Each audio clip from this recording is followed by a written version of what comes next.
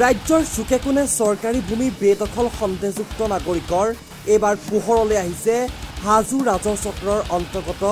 দুকনীয়া grazing ৰিজাৰ্ভৰ 22,000 বিঘা ভূমি বেদখলৰ তথ্য প্ৰয়াত মুখ্যমন্ত্ৰী বিষ্ণুৰাম মেধিৰ কাৰ্যকালত কৃষক গোপালকৰ সুবিধাৰ প্ৰতি অনুমোদন দিয়া হৈছিল দুকনীয়া গ্ৰেজিং ৰিজাৰ্ভৰ 22,000 বিঘা ভূমিৰ প্ৰায় 16-17,000 বিঘা ভূমি বেদখল কৰিছে সন্দেহযুক্ত নাগৰিকে খিলঞ্জীয়াৰ স্বাৰ্থত এই ভূমি বেদখল মুক্ত কৰাৰ দাবী জনাইছে হাজো আঞ্চলিক ছাত্ৰ সন্থা আৰু দুকনীয়া ৰিজাৰ্ভ সুৰক্ষা সমিতিয়ে উচ্ছেদৰ বাবে কামৰূপ জিলা আয়ুক্তক স্মাৰক পত্ৰ দাখিল কৰে হাজো আঞ্চলিক ছাত্ৰ সন্থাই মুখ্যমন্ত্ৰীলৈ স্মাৰক পত্ৰ প্ৰতিলিপি প্ৰেৰণ কৰে দুকনীয়া গ্ৰেজিং ৰিজাৰ্ভৰ সুৰক্ষা সমিতিয়ে কামৰূপ জিলাৰ হাজোৰ এখন বৃহত্তৰ ৰিজাৰ্ভ দুকনীয়া গ্ৰেজিং ৰিজাৰ্ভ আৰু এই গ্ৰেজিং ৰিজাৰ্ভখন 1952 চনতে সেই সময়ৰ মুখ্যমন্ত্ৰী প্ৰয়াত মুখ্যমন্ত্ৰী বিষ্ণুৰাম মেধিয়ে হাজো অঞ্চলৰ গোপালকসকলৰ কাৰণে 22,000 বিঘা ভূমি আমন্ত্ৰণ দিছিলে কিন্তু পৰৱৰ্তী সময়ত এছাম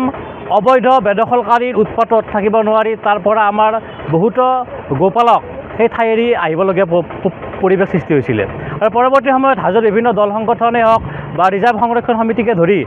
ইয়াৰ প্ৰতিবাদ কৰিছিলে আৰু তাৰ প্ৰতিবাদৰ ফলত সেই ৰিজাৰ্ভখনত 3বাৰকৈ প্ৰশাসনে উচ্ছেদ অভিযান আৰম্ভ কৰিছিলে কিন্তু দুখ আৰু পৰিতাপৰ কথাটো হ'ল যে কি উচ্ছেদ কৰাৰ পিছতো পুনৰ একেখিনিয়ে মানুহ একে ঠাইতে বসবাস কৰি থাকে গতিকে বৰ্তমান সময়ত আমাৰ মুখ্যমন্ত্ৰী মহোদয়ে চৰকাৰী ভূমি বেদখল উচ্ছেদ কৰাৰ এটা বিশেষ ভূমিকা গ্ৰহণ কৰিছে আমি তেখেতক ধন্যবাদ জ্ঞাপন কৰিছোঁ কিন্তু তাৰ সমান্তৰালভাৱে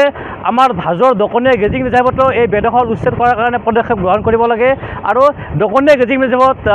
আমি বিচাৰোঁ এটা স্থায়ীভাৱে সমাধান কৰিব লাগে আৰু স্থায়ীভাৱে সমাধান কৰিব গ'লে যেনেকৈ গৰুখুঁটি প্ৰকল্প এটি স্থাপন কৰিছে আমি তেনেকৈ দুকনীয়া গ্ৰেজিং ৰিজাৰ্ভতে এটি গৰুখুঁটিৰ দৰে প্ৰকল্প স্থাপন কৰিবলৈ আমি অনুৰোধ জনাইছোঁ আৰু আমি আজি হাজো অঞ্চলিক ছাত্ৰ সন্থা পশ্চিমবংগ অঞ্চলিক ছাত্ৰ সন্থা আৰু দুকনীয়া আজি আমি কামৰূপ জিলাৰ ছাত্ৰ সন্থাৰ অন্তৰ্গত হাজো আঞ্চলিক ছাত্ৰ সন্থা আৰু পশ্চিমবংগ আঞ্চলিক ছাত্ৰ সন্থাই আমি এখনকৈ দুখন আমি স্মাৰক পত্ৰ প্ৰদান কৰোঁ কাৰণ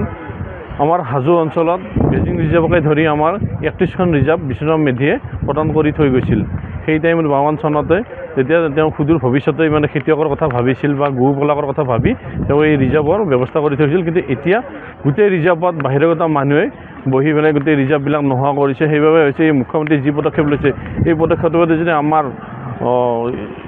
SDC ডাঙৰীয়া বা আমাৰ DC ডাঙৰীয়াহঁতে যদি এই নটিছ যোগে যে সকলোকে গুচাই দিয়ে তেনেহ'লে ভৱিষ্যতে আমাৰ খেতিয়কসকল বা গোপালকসকল বহুত সহায় হ'ব বুলি ভাবি আমি আজি এই স্মাৰক পত্ৰৰ যোগে আমি মুখ্যমন্ত্ৰী আৰু উপ আয়ুক্তক জনাব আহিছোঁ আজি